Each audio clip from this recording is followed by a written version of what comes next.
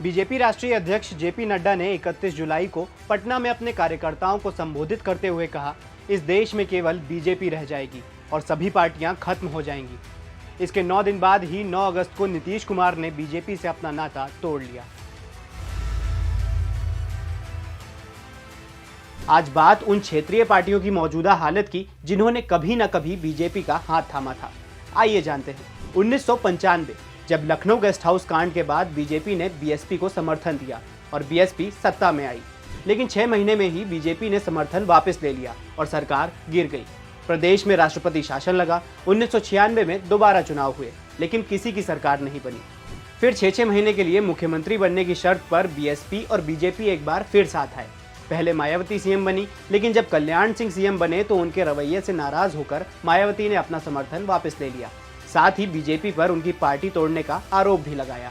BSP, जो कभी UP की लीडिंग पॉलिटिकल पार्टी हुआ करती थी, आज उसके पास सिर्फ एक ही विधायक बचा है। ऐसे ही 2003 में जनता दल ने अपना नाम बदला, नया नाम रखा जनता दल यूनाइटेड। फिर साल 2005 में बीजेपी और जेडीयू ने पहली बार मिलकर बिहार विधानसभा चुनाव लड़ा। किसी भी दल को पूर्ण बहुमत नहीं मिला तो दोबारा से चुनाव हुए और जेडीयू की सरकार बनी। तब से ज्यादातर समय दोनों दल गठबंधन में रहे। 2020 विधानसभा चुनाव में जेडीयू बीजेपी ने 7 चुनाव लड़ा। सत्ता पर काबिज हुए नीतीश कुमार, लेकिन कुछ मतभेदों के चलते 9 अगस्त 2022 में जेडीयू एनडीए गठबंधन से अलग हो गई।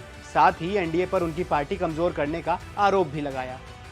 जहां 2005 में जेडीयू प्रदेश की सबसे बड़ी पार्टी बनकर उभरी थी, महज 45 विधायकों के साथ आज तीसरे नंबर पर है। 2015 बीजेपी और पीडीपी के बीच गठबंधन हुआ।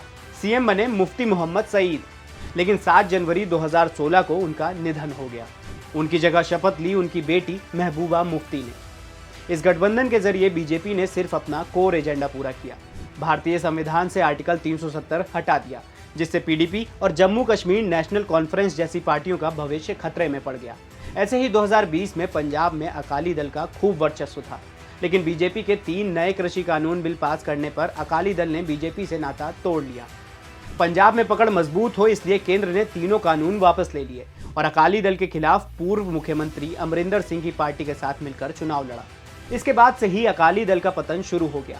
2022 विधानसभा चुनाव से पहले कई बड़े नेता अकाली दल छोड़कर बीजेपी में शामिल हो गए। नतीजा, आज अकाली दल के पास सिर्फ 3 विधायक बचे हैं।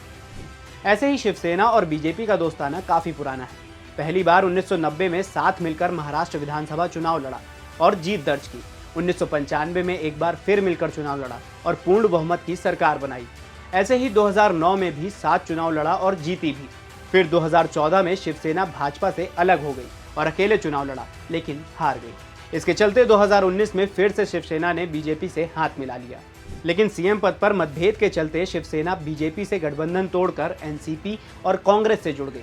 फिर सरकार बनी शिवसेना, एनसीपी और कांग्रेस के गठबंधन महाविकास अघाड़ी की। और अब का हाल तो सब जानते ही हैं। शिवसेना के एकनाथ शिंदे ने बीजेपी के साथ गठबंधन किया और सीएम की कुर्सी पर काबिज हो गए, लेकिन शिवसेना 2 हिस्सों में बंट गई। इन आंकड़ों की माने तो आज तक जिस भी पार्टी ने बीजेपी का हाथ थामा, उन सभी पार्टियों के वोट बैंक लगभग डगमगा चुके हैं।